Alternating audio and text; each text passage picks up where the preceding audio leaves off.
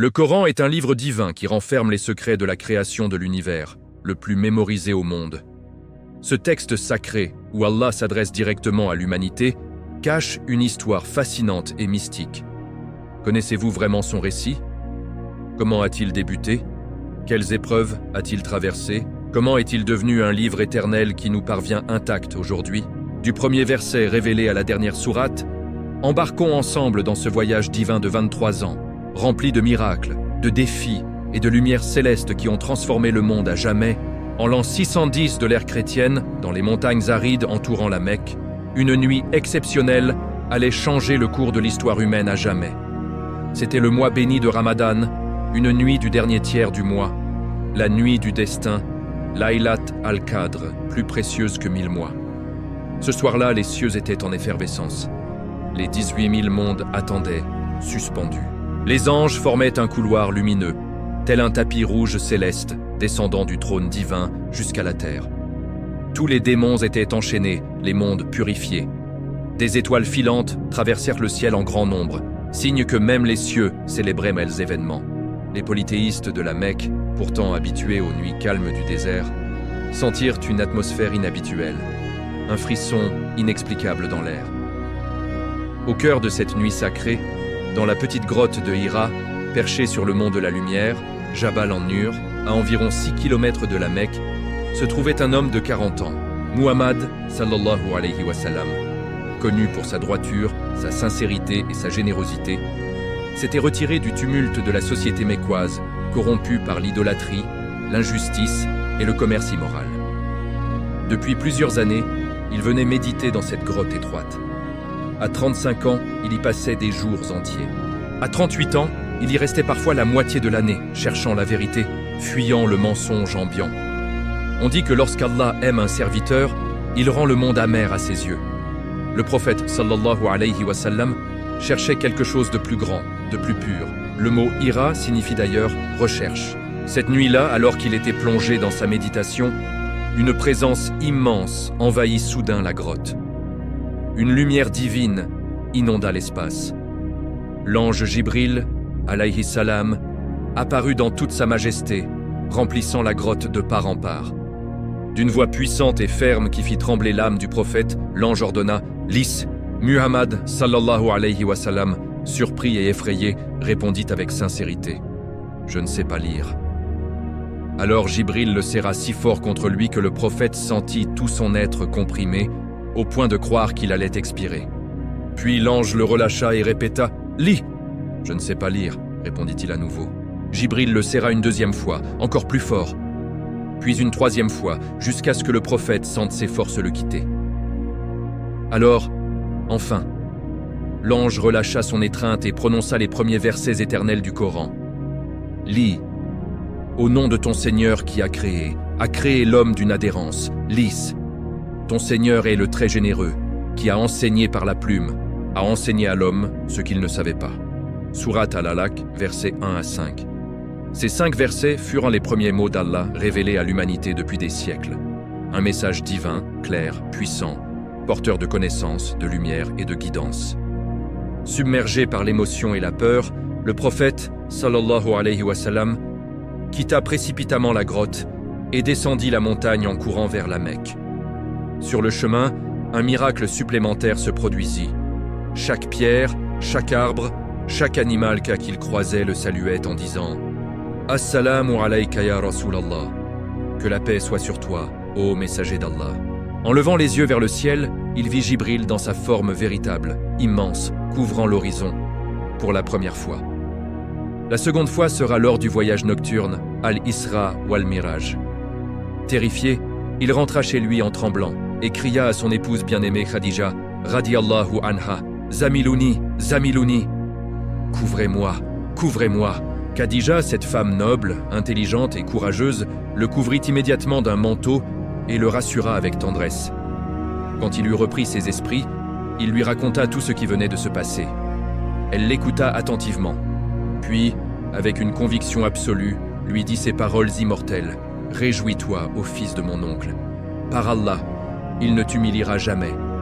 Tu entretiens les liens de parenté, tu dis la vérité, tu portes les fardeaux des faibles, tu donnes à celui qui n'a rien, tu honores l'hôte et tu aides dans les épreuves justes. Allah ne te délaissera jamais. » Puis, pour confirmer ce qu'il avait vécu, elle l'emmena chez son cousin Waraka ibn Nawfal, un savant chrétien hanif, connaisseur des écritures anciennes. Quand le prophète lui raconta l'événement, Waraka pâlit, puis pleura d'émotion. Il déclara « Ce qui t'est devenu est le Namus al-Akbar, le grand dépositaire de la révélation, le même ange qui descendait sur Moïse et sur Jésus. Tu es bel et bien le prophète de cette communauté. » Puis il ajouta avec gravité « Ton peuple te chassera, te combattra, te mentira. Mais si je vis jusqu'à ces jours-là, je t'aiderai de toutes mes forces. » Le prophète, surpris, demanda « Vraiment? Ils me chasseront ?» Waraka répondit « Oui, aucun prophète n'a été envoyé sans être combattu et rejeté par son peuple. » À cet instant, le messager d'Allah, sallallahu alayhi wa sallam, comprit la lourde responsabilité qui reposait désormais sur ses épaules. Une mission qui durerait 23 ans. Une mission qui allait transformer les cœurs, renverser les empires, guider l'humanité jusqu'à la fin des temps. Cette nuit-là marqua le début d'une nouvelle ère. Ère de la dernière révélation divine, le Coran, lumière descendue des cieux pour éclairer les ténèbres de l'ignorance. Et tout commença par un simple mot, un ordre divin. Lis, au nom de ton Seigneur qui a créé. Si cette première étape du voyage divin du Coran vous a touché, n'oubliez pas de liker cette vidéo et de vous abonner à la chaîne pour ne manquer aucun des prochains chapitres. Votre soutien nous aide énormément à continuer cette série. Partagez aussi avec ceux qui cherchent la lumière. Après la première révélation dans la grotte de Hira, une période de calme apparent s'installa. Les révélations s'interrompirent temporairement. Un moment appelé la Fatrat al-Wahi, pause de la révélation. Le prophète, sallallahu alayhi wa sallam, rentra dans une attente profonde, parfois empreinte d'inquiétude. Avait-il imaginé tout cela? Allah allait-il l'abandonner? Mais bientôt, alors qu'il marchait dans les vallées de la Mecque, Jibril alayhi salam réapparut à l'horizon, immense, et récita les premiers versets de sourate Al-Muddathir. « Ô toi qui t'enveloppes, lève-toi et avertis, magnifie ton Seigneur, purifie tes vêtements, fuis l'abomination. » Sourate Al-Muddathir, verset 1-5. Ce fut le signal clair. La mission prophétique commençait officiellement. Le prophète, sallallahu alayhi wa sallam, reçut l'ordre divin de prévenir l'humanité, de l'échapper à adoration exclusive de Allah et de éloigner des idoles. Cependant, pendant les 3 premières années, Allah ordonna une prédication secrète, Da'wa Sirriya. Le message ne devait pas encore être proclamé publiquement. Le prophète invita donc discrètement ceux en qui il avait une confiance absolue, sa famille proche et ses amis les plus sincères. Les tout premiers à embrasser l'islam furent ceux qui ne pouvaient douter ni de sa vérité ni de son messager. Khadija bint Khuwaylid, radiyallahu anha, son épouse bien-aimée, la première croyante de l'histoire de l'islam, celle qui l'avait soutenue dès le premier instant. Ali ibn Abi Talib, radiyallahu anhu, son jeune cousin, âgé d'environ 10 ans, élevé sous son toit. Zayd ibn Haritha, radiyallahu anhu, son fils adoptif affranchi, ancien esclave qu'il avait libéré, et traité comme son propre enfant. Abu Bakr as-Siddiq, radiyallahu anhu, son ami intime depuis l'enfance, homme de confiance et commerçant respecté. Dès qu'il entendit le message, il prononça immédiatement la shahada, sans la moindre hésitation. Abu Bakr joua un rôle décisif dans ses premières années. Grâce à sa réputation irréprochable, sa douceur et son réseau, il invita à son tour des personnes de haut rang parmi les Quraysh. En quelques mois, grâce à lui, entrèrent en islam des figures qui deviendront des piliers de la communauté. Uthman ibn Affan, radiyallahu anhu, connu plus tard comme Dhun Nurayn, celui aux 2 lumières. Az-Zubayr ibn al-Awwam, radiyallahu anhu, le cousin du prophète et futur héros des batailles Abdurrahman ibn Auf, radiyallahu anhu, grand commerçant généreux. Sad ibn Abi Waqqas, radiyallahu anhu, premier à avoir tiré une flèche pour la cause d'Allah, Talha ibn Ubaydillah, radiyallahu anhu. Ces premiers musulmans formaient une petite communauté cachée. Ils se réunissaient en secret dans la maison d'Arqam ibn Abi Arqam, radiyallahu anhu, une maison située au pied du mont Safa, à l'abri des regards. Cette demeure devint le premier centre de l'islam, la Dar al-Arqam, où le prophète enseignait le Coran, expliquait la prière et formait les cœurs à la nouvelle foi. Pendant ces 3 années, les révélations continuaient à descendre progressivement. Les sourates mécoises des débuts sont courtes, percutantes, rythmées, remplies d'images puissantes du paradis et de l'enfer, de rappels sur la résurrection, l'unicité d'Allah et la responsabilité individuelle. Elles venaient renforcer les croyants, répondre à leurs questions et les préparer aux épreuves à venir. La prière fut instaurée très tôt, dès à bord 2 raks, au Hats le matin et 2 le soir. Les musulmans priaient en cachette, dans les vallées isolées ou chez eux, craignant d'être vus. Petit à petit, malgré la discrétion, la nouvelle se répandit dans la Mecque. On murmurait qu'un groupe suivait Muhammad et rejetait les idoles. Les notables Qurayshites commencèrent à s'inquiéter, mais ils ne réagirent pas encore violemment. Ils exercèrent de mots à bord des pressions familiales. Chaque chef de tribu somma les membres de sa famille convertis de renoncer à cette nouvelle religion. Certains nouveaux musulmans, surtout ceux issus de tribus faibles ou esclaves, commencèrent à subir les premières persécutions. Bilal ibn Rabah, radiyallahu anhu, l'esclave abyssin, fut l'un des premiers à goûter à la torture pour avoir dit « Ahad, Ahad », unique, unique, sous le soleil brûlant, une pierre immense posée sur la poitrine. Sumayya bint Khayat, radiyallahu anha, devint la première martyre de l'islam, transpercée par la lance d'Abu Jahl pour avoir refusé d'abjurer sa foi. Mais malgré ces épreuves, le nombre de croyants augmentait. Les cœurs purs reconnaissaient immédiatement la vérité dans les versets du Coran. Lorsqu'ils entendaient ne serait-ce que quelques versets, ils étaient submergés par l'émotion et prononçaient la shahada. Au bout de 3 ans, Allah ordonna la prédication publique. Une nouvelle étape, bien plus périlleuse, allait commencer. La petite communauté secrète, forgée dans la foi pure et la patience, était prête à affronter le monde entier pour porter la lumière du Coran. Après 3 années de prédication discrète, Allah ordonna au prophète, sallallahu alayhi wa sallam, de rendre le message public. Un verset descendit comme un tonnerre et avertit ton clan les plus proches. Sourate Ash-Shu'ara, verset 214. Le prophète obéit immédiatement. Il invita d'abord les membres de Banu Hashim, sa propre tribu, à un repas chez lui. Une 40aine de personnes vinrent, dont son oncle Abu Lahab et Abu Talib, qui le protégeaient depuis l'enfance. À la fin du repas, le prophète se leva et déclara solennellement « Ô Banu Hashim, je suis venu à vous avec ce que aucun arabe Nankshum m'a apporté à son peuple. Je vous apporte le salut dans ce monde et dans les au-delà. Allah m'a ordonné de vous appeler à lui. Qui parmi vous m'aidera dans cette affaire pour être mon frère, mon exécuteur et mon successeur ?» Un silence pesant s'installa. Seul le jeune Ali, radiyallahu anhu, âgé de 13 ans à peine, se leva et dit « Moi, ô messager d'Allah, je serai ton aide dans cette affaire. » Le prophète posa alors sa main sur l'épaule d'Ali et déclara « Celui-ci est mon frère, mon exécuteur et mon successeur parmi vous. Écoutez-le et obéissez-lui. » Les invités éclatèrent de rire.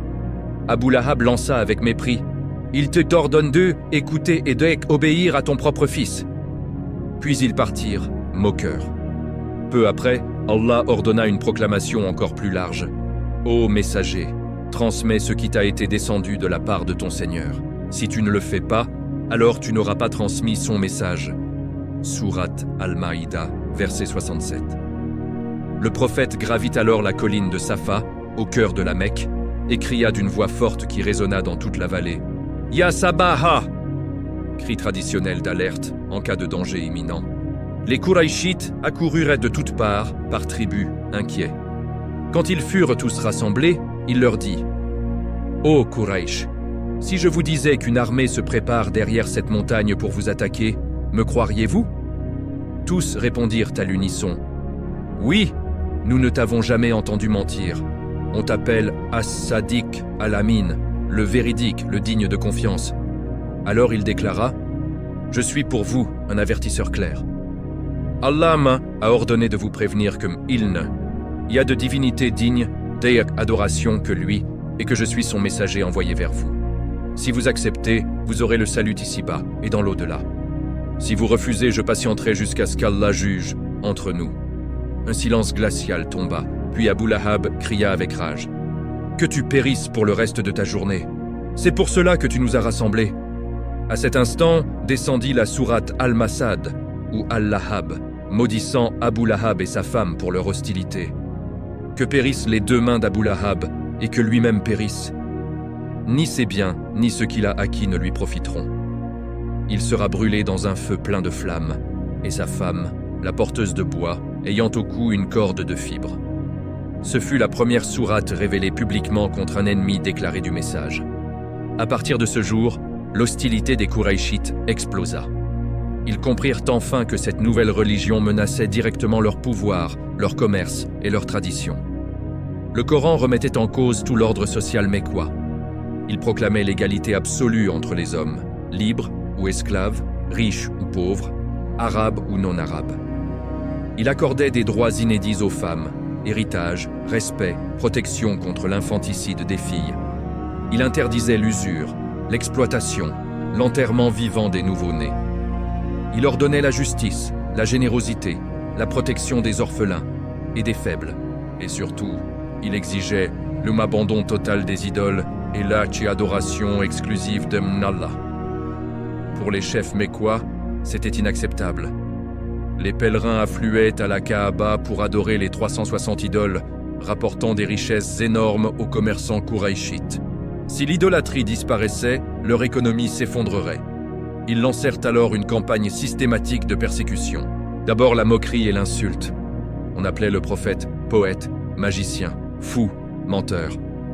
On jetait des immondices devant sa porte, des boyaux d'animaux sur son dos pendant qu'il priait. Puis la violence physique. On le frappait. On l'étranglait avec son propre manteau jusqu'à ce qu'il perde connaissance. Abu Bakr fut battu au point de rester inconscient plusieurs jours. Les musulmans les plus vulnérables, esclaves ou sans protection tribale, subirent les pires tortures. Khabbab ibn al-Arat, radiyallahu anhu, brûlé sur des charbons ardents. La famille de Yassir, Ammar, son père Yassir et sa mère Sumayya, torturés ensemble. Sumayya fut tuée sous les yeux de son mari et de son fils, première martyre de l'aile et islam. Les Qurayshites proposèrent même au prophète pouvoir, richesse et femme s'il abandonnait sa mission. Il répondit avec fermeté « Par Allah, si vous placiez le soleil dans ma main droite,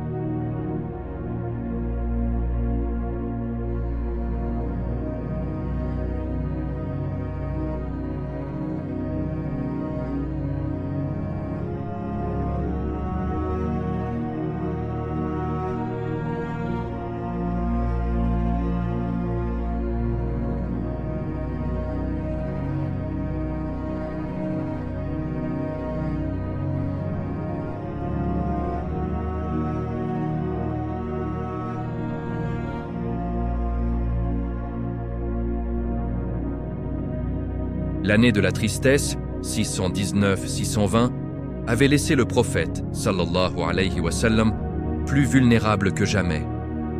Sans la protection d'Abu Talib et sans le soutien moral immense de Khadija, radiyallahu anha, les persécutions à la Mecque devinrent insupportables. Les insultes, les jets de pierres et les menaces se multipliaient. Espérant trouver des alliés et un refuge pour le message, le prophète décida de quitter la Mecque seul, avec Zayd ibn Haritha radiyallahu anhu, pour se rendre à Taïf, ville située à environ 100 km à l'est, réputée pour sa fraîcheur, ses vignes et ses jardins. À son arrivée, il se présenta aux trois frères chefs de la tribu Thaqif, Abd Yalil, Mas'oud et Habib, fils de Amr. Pendant 10 jours, il leur exposa le message d'Allah avec douceur, sagesse et éloquence, les invitant à l'unicité et à le protéger pour qu'il puisse continuer sa mission. Mais leur réponse fut brutale. Ils refusèrent catégoriquement et se moquèrent de lui. « N'as-tu pas trouvé mieux qu'Allah pour t'envoyer comme messager ? Si Allah voulait envoyer un prophète, il aurait choisi un ange, pas toi. Pire encore, ils excitèrent contre lui les esclaves et la racaille de la ville. Quand le prophète sortit, une foule se forma des deux côtés de la route et se mit à lui lancer des pierres avec violence. Zayd tenta de le protéger, mais il fut lui-même blessé à la tête. Le prophète, sallallahu alayhi wa sallam, dut courir pieds nus, saignant abondamment des jambes et des pieds. Les pierres continuaient à pleuvoir jusqu'à Suk. Il sort enfin des limites de Taïf. Épuisé, couvert de sang, il s'arrêta dans un verger appartenant à deux Qurayshites, Utba et Shaïba ibn Rabi'a. Par miséricorde, ceux-ci, bien qu'ennemis, envoyèrent leur serviteur chrétien Hadas avec une grappe de raisin. Quand Hadas entendit le prophète prononcer « Bismillah » et remercier Allah, il reconnut la vérité et embrassa l'islam sur le champ. Mais le prophète, le cœur brisé, leva alors les mains vers le ciel et prononça « El », une des invocations les plus émouvantes de l'histoire. « Ô Allah, à toi je me plains de ma faiblesse, de mon impuissance et du mépris que les gens ont pour moi. Ô toi le plus miséricordieux des miséricordieux. Tu es le Seigneur des opprimés et tu es mon Seigneur. À qui vas-tu me confier? À un lointain qui me maltraite? Ou à un ennemi à qui tu as donné pouvoir sur moi? Si tu n'es pas en colère contre moi, je ne me soucie de rien. Mais ton bien-être est plus vaste pour moi. Je cherche refuge auprès de la lumière de ton visage qui dissipe les ténèbres et par laquelle s'arrangent les affaires d'ici-bas et de l'au-delà contre ta colère ou ton mécontentement. À toi de me pardonner jusqu'à ce que tu sois satisfait. Il n'y a de force ni de puissance qu'en toi. À peine eut-il terminé cette invocation que Allah lui envoya la plus grande consolation jamais accordée à un prophète. Al-Isra ou Al-Mi'raj, le voyage nocturne et l'ascension. Une nuit, alors qu'il dormait près de la Kaaba, ou selon une autre narration chez sa cousine Hani, Jibril, alayhi salam, vint le réveiller. Il ouvrit sa poitrine, la lava avec de l'eau de Zamzam pour la purifier et la remplir de foi et de sagesse, puis l'emmena sur une monture céleste, appelée Bourak, plus rapide que la lumière. En un instant, ils arrivèrent à Jérusalem, à la mosquée Al-Aqsa. Là, le prophète pria en imam de tous les prophètes réunis. Adam, Noé, Abraham, Moïse, Jésus et tous les autres, alayhim salam. Ce fut la reconnaissance de son statut de sceau des prophètes. Puis Jibril l'éleva à travers les 7 cieux. Au premier ciel, il rencontra Adam, qui accueillit ses descendants croyants. Au deuxième, Jésus et Jean, Yahya. Au troisième, Joseph, Yusuf. Au quatrième, Idriss. Au cinquième, Aaron, Arin. Au sixième, Moïse, Musa. Au septième, Abraham, Ibrahim, appuyé contre la Bayt al-Ma'mour, la Kaaba céleste que visitent 70 000 anges chaque jour. Enfin, il dépassa le Sidrat al-Muntaha, l'arbre ultime au-delà duquel même Jibril ne pouvait aller. Là, Allah s'adressa directement à lui, sans intermédiaire, lui imposa les 5 prières quotidiennes, initialement 50, réduites à 5 par miséricorde, après l'intercession d'Abraham et Moïse. Le prophète reçut aussi 3 cadeaux uniques. Les derniers versets de sourate Al-Baqarah, contenant la miséricorde et le pardon pour sa communauté. L'annonce que les péchés majeurs de ceux qui n'associent rien à Allah seront pardonnés. Le statut d'imam de tous les prophètes lors de la prière à Al-Aqsa. Au matin, il raconta ce voyage aux Qurayshites. Ceux-ci se moquèrent. En une nuit, jusqu'à Jérusalem, il faut 1 mois de caravane. Mais Abu Bakr, radiallahu anhu, confirma immédiatement sa foi. S'il l'a dit, c'est vrai. C'est pourquoi il fut nommé As-Siddiq, le grand véridique. Ce voyage extraordinaire transforma le prophète. La tristesse fit place à une force spirituelle immense. Il savait désormais que l'aide d'Allah était proche et que sa communauté triompherait. Bientôt, une porte s'ouvrirait, l'Hégire vers Médine. Si ce chapitre sur la plus grande épreuve et la plus grande consolation vous a bouleversé le cœur, n'oubliez pas de liker cette vidéo et de vous abonner à la chaîne pour ne pas manquer la suite de ce voyage divin. Votre soutien nous permet de continuer à transmettre ces lumières. Après le voyage nocturne et l'ascension, le prophète sallallahu alayhi wa sallam savait que la victoire était proche, même si les épreuves à la Mecque restaient intenses. Allah préparait déjà le terrain pour un tournant décisif, l'Hégire. Chaque année, pendant la saison du pèlerinage, des tribus arabes venaient du Yémen, de Najd et de toute la péninsule pour accomplir les rites autour de la Kaaba. Le prophète profitait de ces occasions pour présenter l'islam discrètement aux pèlerins, loin des oreilles des Qurayshites. Pendant plusieurs années, peu de tribus répondirent favorablement. Mais en l'an 620, lors du pèlerinage, un petit groupe de 6 personnes originaires de Yathrib, l'ancien nom de Médine, rencontra le prophète au col d'Aqaba, un lieu discret près de Mina. Ces 6 hommes appartenaient à la tribu des Khazraj. Ils écoutèrent le message, reconnurent immédiatement sa vérité et prêtèrent serment d'allégeance au prophète. Ils acceptèrent l'unicité de Allah, promirent d'abandonner les péchés majeurs et d'obéir à Allah et à son messager. C'était le premier serment d'Aqaba. De retour à Yathrib, ils propagèrent l'islam avec une telle ferveur que l'année suivante, 621, 12 personnes, 10 Khazraj et 2 Alouès, les 2 grandes tribus rivales de la ville, revinrent pour rencontrer le prophète au même endroit. Cette fois, ils prêtèrent un serment plus fort. Ils engagèrent à protéger le prophète comme ils protègent leurs propres femmes et enfants. Ils venaient chez eux. Le prophète envoya avec eux Mus'ab ibn Umayr, radiyallahu anhu, un jeune compagnon élégant et savant, pour enseigner le Coran et l'islam aux habitants de Yathrib.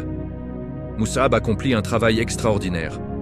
Il installa le premier centre d'enseignement dans la maison d'As'ad ibn Zurara. Jour après jour, il récitait le Coran, expliquait la prière et invitait les gens. Le message se répandit comme une lumière dans l'obscurité. Bientôt, presque toutes les maisons de Yathrib comptaient au moins un musulman. Même le chef des Aws, Saad ibn Mu'ad, embrassa l'islam après avoir entendu Mus'ab réciter des versets du Coran. Il fut tellement touché qu'il déclara devant toute sa tribu « Par Allah, ce que dit cet homme est la vérité ». Toute sa tribu suivit. L'année suivante, en 622, lors du pèlerinage, un événement historique eut lieu, le second serment d'Aqaba, aussi appelé le grand serment d'allégeance. Cette nuit-là, 73 hommes et 2 femmes de Yathrib vinrent secrètement rencontrer le prophète à Aqaba, au milieu de la nuit, pour éviter les espions Qurayshites. Parmi eux, des chefs influents des Awadbès et des Khazraj. Ils prêtèrent un serment solennel, le plus important de l'histoire de l'islam. Nous jurons d'écouter et d'obéir, dans l'aisance comme dans la difficulté, dans ce qui nous plaît comme dans ce qui nous déplaît. Nous jurons de dire la vérité où que nous soyons et de ne craindre pour Allah le blâme d'aucun blâmeur. Nous jurons de protéger le messager d'Allah, comme nous protégeons nos vies, nos biens, nos femmes et nos enfants. En échange, Allah nous promet le paradis. Le prophète sallallahu alayhi wa sallam leur dit « Je vous prends en alliance pour ce que je prends en alliance avec mes femmes et mes enfants. » Puis il désigna 12 représentants, Naqib, parmi eux, 9 des Khazraj et 3 des Aws, pour être responsables de leur tribu. À la fin du serment, une voix retentit dans la montagne. « Ô habitants de Mina, Muhammad et les apostates ont conclu un pacte contre vous !» C'était Satan lui-même qui tentait de semer la panique. Mais le prophète ordonna le calme. Les Ansar, comme on allait désormais appeler les habitants de Yathrib, rentrèrent discrètement. Les Qurayshites apprirent bientôt ce qui s'était passé. Ils comprirent que le prophète avait trouvé un refuge sûr et une armée prête à le défendre. Leur peur se transforma en rage. Ils décidèrent qu'il fallait l'éliminer avant qu'il ne quitte la Mecque. Ils convoquèrent une assemblée secrète à la Dar an-Nadwa. Après de longues discussions, Satan, sous forme d'un vieillard, leur suggéra le plan le plus diabolique. Choisir un jeune homme de chaque grande tribu pour frapper le prophète en même temps, d'un seul coup. Ainsi, le sang serait partagé entre toutes les tribus et Banu Hashim ne pourrait pas demander vengeance. Allah informa immédiatement son messager du complot. Et lorsqu'ils complotèrent contre toi pour t'emprisonner, ou te tuer, ou te bannir, ils complotèrent. Mais Allah a comploté, et Allah est le meilleur des complotants. Sourate Al-Anfal, verset 30. Puis vint l'ordre divin tant attendu. Lève-toi et émigre vers la cité où tu seras en sécurité. L'Hégire, le grand départ vers Médine, allait commencer. Une nouvelle ère s'ouvrait. L'ère de l'État islamique, de la communauté unie, de la victoire promise. La lumière du Coran allait enfin briller librement. Si ce chapitre sur l'alliance historique des Ansar et le début de l'espoir vous a rempli le cœur de gratitude, n'oubliez pas de liker cette vidéo et de vous abonner à la chaîne pour suivre la suite de cette épopée légendaire. Votre soutien fait vivre cette série.